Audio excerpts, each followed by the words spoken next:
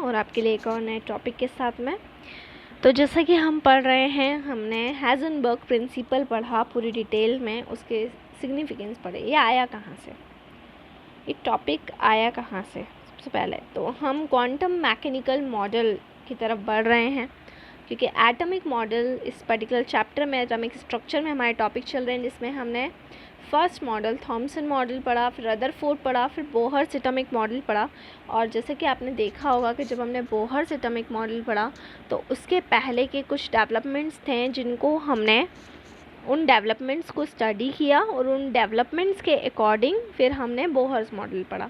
अब quantum mechanical model के पहले कौन कौन से डेवलपमेंट हुए, इसमें हमने दो टर्म्स स्टडी करी हैं, डुअल बिहेवियर ऑफ मैटर जिसमें डी ब्रॉगली इक्वेशन पढ़ी, और हाइजेनबर्ग प्रिंसिपल। तो हाइजेनबर्ग प्रिंसिपल से रिलेटेड कुछ प्रॉब्लम्स, पहले हाइजेनबर्ग कौन थे वो जान लेते हैं।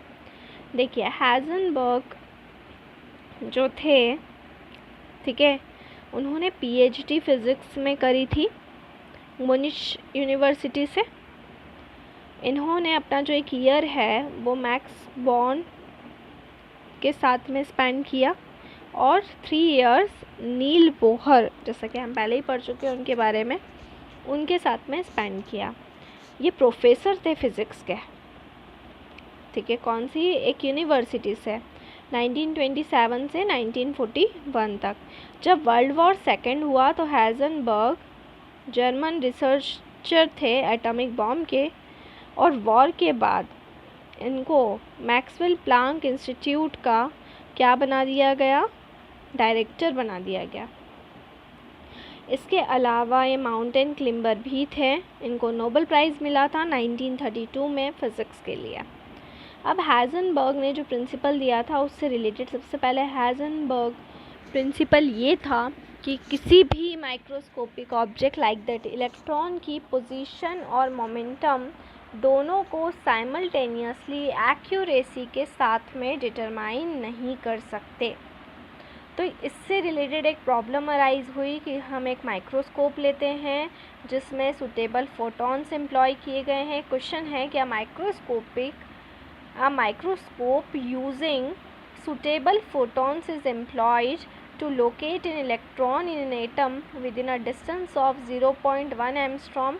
What is the uncertainty involved in the measurement of its velocity? Formula solution हमारा हो जाएगा del x into m del p is equals to m h upon 4 pi, और डेल पी की जगह पे हम यहाँ पर रख देंगे एम डेल वी। तो del x into m m del v is equals to m h upon 4 pi, ये फार्मूला। अब डेल वी को हमें यहाँ पर कैलकुलेट करना है, तो डेल वी की वैल्यू अगर हम यहाँ पर कैलकुलेट करते हैं तो एच अपॉन में 4 पाई डेल एक्स एम हो जाएगी, क्योंकि हमने क्या किया है, डेल वी को सिंगल किया है, डेल एक्स और एम को मल्टीप्लाई में थे, उनको डिवाइड में हमने पहुँचा दिया है। Del V as it is, H होता है प्लांक कांस्टेंट जिसकी वैल्यू फिक्स्ड होती है 6.626 इंटू 10⁻⁻34 जूल सेकेंड।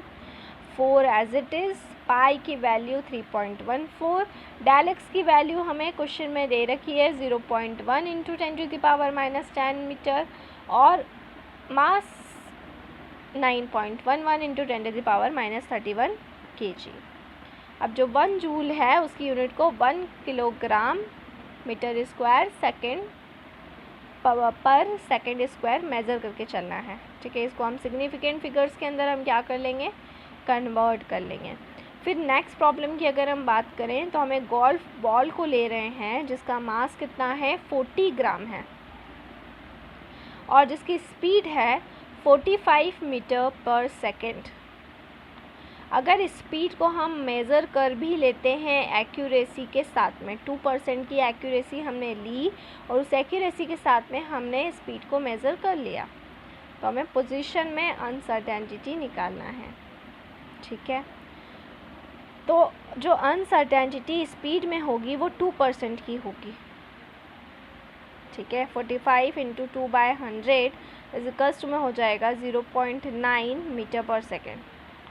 इस इक्वेशन को हम यूज़ करेंगे तो del X is equals to